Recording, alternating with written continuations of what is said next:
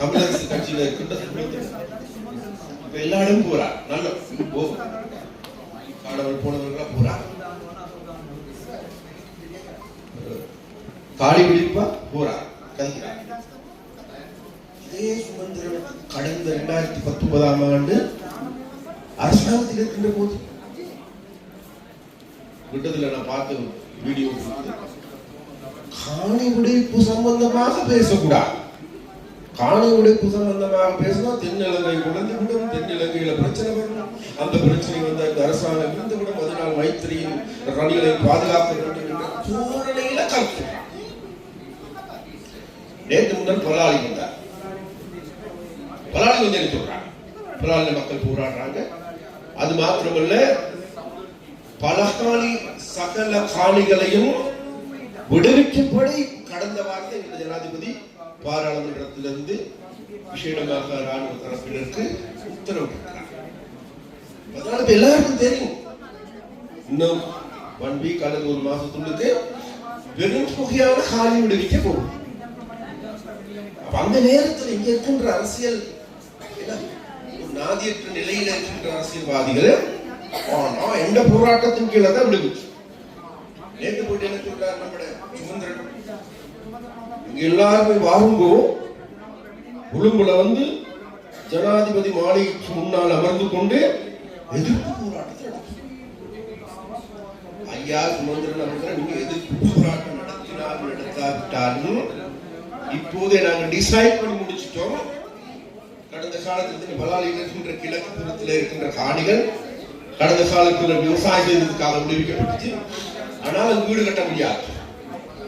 நாங்க இப்ப முடிவெடுத்து வீடு கட்டுறதுக்கு அனுமதி மக்களுக்கு கொடுக்கும். அது மாத்திரமல்ல, மேற்கு புறமாக இருக்கின்ற காணிகள் துப்பாச்சத்த பிரதேசத்தில் இருக்கின்ற காணி விடுவிக்கப்படும். அது மாத்திரமல்ல, அனுரத்தோடு சொன்னார், அதாவது இந்த காணி விடுவிப்பின் போது 1981ஆம் ஆண்டு 88ஆம் ஆண்டு காலங்கள்ல அப்ப அன்றைக்கு கேட்டாரு, இந்த காணி ஏர்போர்ட்டுக்கு வழங்கப்பட்ட காணிகளை வந்து நட்டேடு கொடுக்குறீங்களா? அப்ப அங்க இருக்கின்ற அதிகாரி சார், நாங்க நட்டேடு கொடுக்கணும், என்ன விலை, என்ன என்ன என்ன மதிப்பீட்டு படி கொடுக்கணும், என்ன வெரிஃபிகேஷன், தற்காலிக வெரிஃபிகேஷன் நாங்க கொடுக்கணும்.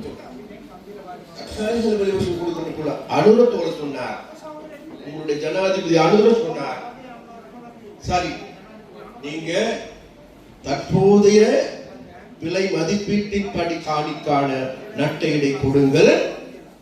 ஆனா அவன் 81ஆம் ஆண்டிலிருந்து அவர் காணி பயன்படுத்த அதற்கான ஒரு நட்டையிடை கொடுங்க.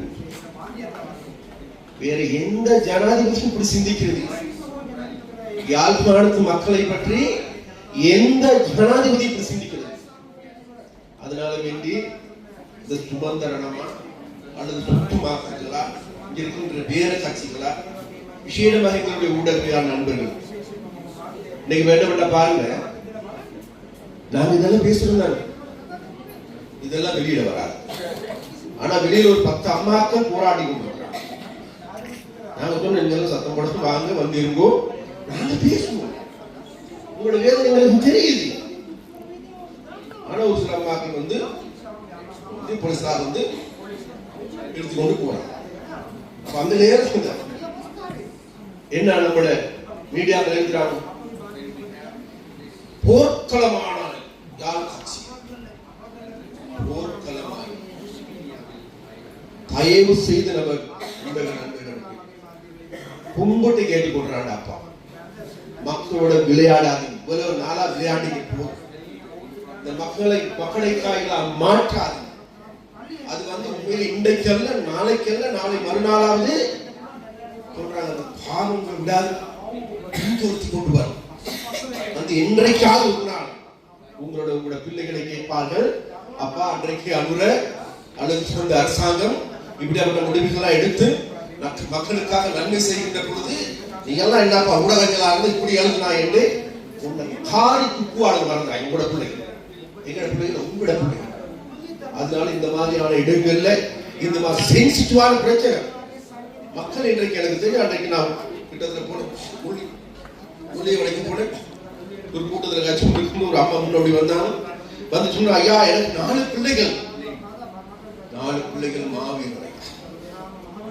நான் போயிட்டு அம்மா கட்டி கொடுத்த அம்மா என்ன சரி ஐயா நான் இந்த வயிற்று குழப்பம் பார்க்கறதுக்கு ஐயா காற்றை வந்து விறகு இதான் நிலைமை. முன்னாள் போராளிகள் வீரர்கள் என்று எங்களுடைய கம்பட்டம் அடிக்கிறதை விட்டுவிட்டு அவருடைய வாழ்க்கையை மேம்படுத்துகின்றோம். டைஸ்போராவுக்கு நம்ம அழைப்பு கொடுக்கிறோம், அவருடைய வாழ்க்கையை மேம்படுத்துகின்றோம். நாங்கள் பல்வேறு நடவடிக்கை எடுக்கிறோம். வீடுகளா கட்டி கொடுக்கிறோம். 1700 வீடுகளுக்கு மேல இந்த மாசம் ஆரம்பிச்சிருக்கிறோம். அன்று தோல் சொன்னார், நீர்கூடியேற்ற வீடுகள் என்கின்ற நாமம் இனி ஒரு காலங்கள் இருக்கக்கூடாது. அடுத்த வருஷம் முற்றாக நான் காசு தாரேன், 13,000 வீடுகள் தேவைப்படுது. எல்லா வீடையும் க்ளோஸ் பண்ணணும். சட்டரை இனிமேல் மக்கள் மத்தியில வந்து இவ்வாறான இந்த கிளேசங்களை ஏற்படுத்துகின்றோம், இந்த சந்தேகங்களை ஏற்படுத்துகின்றோம், இந்த வேற்றுமையை ஏற்படுத்துகின்றோம். இவ்வாறான நிலையில இருந்து எங்களுக்கு மக்களுக்கு ஆன சேவைகளை தேவைகளை புரிந்து தெரிந்து கொண்டு செய்கின்ற கட்சினா மற்றவர்கள் மாதிரி கிடையாது. எங்களுக்கு கிடைக்கின்றவற்றையும் கூட தியாகம் செய்து கொண்டுதான் ஜனாதிபதி கிடைக்கின்ற அனைத்தையும் கைவிட்டிருக்கார். ஜனாதிபதி மாளிகையா, சொத்து வாழ்க்கையா, வாகனமா, ஹெலிகாப்டரா கொண்டு வேண்டாம். ஏன் தேவையான இல்ல, தேவையில்லை. அமைச்சர்மார்களுக்கு வீடுகளா, வாகன போமிட்டால் எல்லாம் பென்ஷனா கைவிட்டிருக்கிறோம். அவர்களுக்கு 33 லட்சம் ரூபாய் விளையாட்டு இல்லை, என்ன எரிபொருள் செலவு மாதம். இன்றைக்கு அவங்களுக்கு போறது வந்து நாளை 4 லட்சம் ரூபாய். மக்களுடைய காசு, எங்களுடைய அம்மாக்களுடைய காசு. அந்த வகையில எங்களுக்கு கிடைக்கின்ற அனைத்து சலுகைகளையும் கூட கைவிட்டு மக்களுக்காக போராடுகின்ற, மக்களுக்காக செயல்படுகின்ற ஒரே கட்சி, ஒரே அரசாங்கம் வேறு யாருமல்ல, இந்த NPP அரசாங்கமாகும்.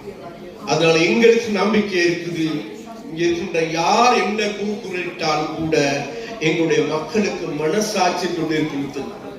அந்த மனசாட்சியின் படி அவர்கள் நடப்பார்கள் என்று நினைத்து இனியும் இந்த நாட்டில் இருக்கின்ற மக்களை கொண்ட கட்டின மக்கள் என்ன இந்த சுமந்திரன் போன்ற ஆட்கள் நினைத்துக் கொண்டிருப்பார்களாக இருந்தால், இங்க இருக்கின்ற ஒரு சில அரசியல்வாதிகள் போன்று நினைத்து கொண்டிருப்பார்களாக இருந்தால், அவர்களுக்கு எல்லாவற்றுக்கும் கடந்த காலங்களில் இந்த நாட்டில் இருக்கின்ற மக்கள், வடக்கில் இருக்கின்ற மக்கள் அவர்களுக்கு பதில் சொல்லியிருக்கிறார்கள். அதனால் வேண்டி அந்த பதிலுக்காக எதுவுமல்ல, அவர்களை வீட்டுக்கு அனுப்பிவிட்டு எங்களுடைய 3 பாராளுமன்ற உறுப்பினர்களை மாத்திரமல்ல, இந்த யாழ் மாவட்டத்தில் முதன்மையான கட்சியாக எங்களுக்கு நாம் உள்ளவன் என்கின்ற வேறு என்னும் அல்ல. இந்த கட்சி வந்ததன் காரணமாகவே இன்றைக்கு நாட்டில் வேகமான அபிவிருத்தி வேலை, யாழ்ப்பாணத்தினுடைய மாற்றத்தை நோக்கி நகர்கின்ற செயற்பாடு, அந்த செயற்பாட்டின் ஊடாக விசேடமாக இந்த காணாமல் போனவர்கள் தொடர்பாக, வலிந்து காணாமல் ஆக்கப்பட்டவர்கள் சம்பந்தமாக, எங்களுடைய தலைவன் கொல்லப்பட்ட போதும் கூட அதற்கு கூட நாங்கள் இன்னைக்கு விசாரணை குழு அமைக்கிறோம். 70,000 சகாக்கள் எங்களோட பக்கத்தில் இருந்து செத்து போனவர்கள் இருக்கிற அவர்களுக்கான விசாரணை குழுக்கள் அமைக்கவில்லை. அவர்களுடைய குடிகளை தோண்டவில்லை. எங்களுக்கு எல்லோருக்குமே தெரியும், 47 மாணவர்கள் ஒரே குடியில் போட்டு புதைக்கப்பட்டார்கள், ஒரே பாடசாலை சூரிய கந்தை. அந்த மாணவரை பத்தி இன்னும் விசாரிக்கவில்லை. அவ்வாறு தென்னிலங்கை முழுவதும் இருக்கின்றது. ஆனால் நாங்கள் செம்மணியில் புதைக்கப்பட்ட மக்களுடைய எச்சங்களை தேடி கண்டுபிடிப்பதற்கு ஏதுவான நடவடிக்கைகள், நிதியா, தேவையா, பாதுகாப்பா, எல்லாவற்றையும் நாங்கள் பெற்றுக்கொள்கிறோம். ஏன்? அதாவது எங்களுடைய உடல் காயங்களுக்கு மருந்து போறாங்க. தமிழ் மக்களுக்கு நிற்கிறது உளக்காயம். அந்த உளக்காயங்களுக்கு அன்பை தவிர மருந்து கிடையாது. அந்த அன்பு என்கின்ற செயல்பாட்டை சுமந்து கொண்டு நாங்கள் இன்றைக்கு மக்கள் மத்தியில் வந்து கொண்டிருக்கின்றோம். அதை சுமந்து வந்திருக்கின்ற இன்றைக்கு எங்களுடைய அரசன் நாணயக்கார் அவர்கள் இருக்கிறார். மிகவும் நல்ல தோழர் இடதுசாரித்துவம் நிறைந்த தமிழ் மக்கள் மீது அன்புள்ள நபர் எங்களுடைய அரசாங்கம். அப்படி எங்களுடைய அமைச்சர்கள் நீங்க பார்த்துக்க மாட்டீங்க. அமைச்சர்மார்கள் வருகின்ற பொழுது வாகனம் வரும், போலீஸ் வருவான், எஸ்டிஎஃப் வருவான், எல்லாத்தையும் கூட வந்து கொண்டிருக்காங்க. நாங்களும் இந்த கடந்த 2 வருஷம் அமைச்சு செய்யும் கண்டிருக்கிறேன் என்றைக்காக. ஏன் இன்றைக்கும் சுமந்திரத்துக்கு பின்னுக்கால எல்லாம் எஸ்டிஎஃப் பின்னுக்கால வராங்க. நான் அமைச்சராக இருக்கிறேன், ஒரு போலீஸ்காரன் எனக்கு பின்னுக்கால வர மாட்டேன். ஏன்? எங்களுக்கு இருக்கின்ற நம்பிக்கை தான் வேறு எதுவும். மக்கள், நாங்கள் மக்களுக்கு துரோகம் செய்ய போறதில்லை, மக்களை ஏமாற்ற போறதில்லை. அந்த வகையில் தோழர்களே, விஷயமாக எங்களுடைய காணாமல் கூட எங்களுடைய அன்பார்ந்த சகோதர சகோதரர்கள் நாங்கள் கேட்டுக்கொள்கின்றோம். உங்களுடைய வேதனைகளை உணர்ந்து கொண்டிருக்கின்றோம், புரிந்து கொண்டிருக்கின்றோம். இந்த காணாமல் ஆக்கப்பட்டவர்களுடைய எண்ணங்கள், கவலைகள் மறந்துவிடப் போவதில்லை.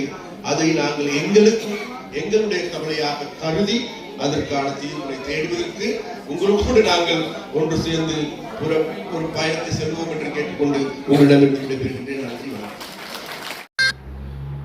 யாழ் மாவட்ட செயலகத்தில் இன்று இடம்பெற்ற OMPN நிகழ்வில் கலந்து கொண்ட கடற்றொழில் அமைச்சர் ராமலிங்கம் சந்திரசேகர் உரையாற்றினார்.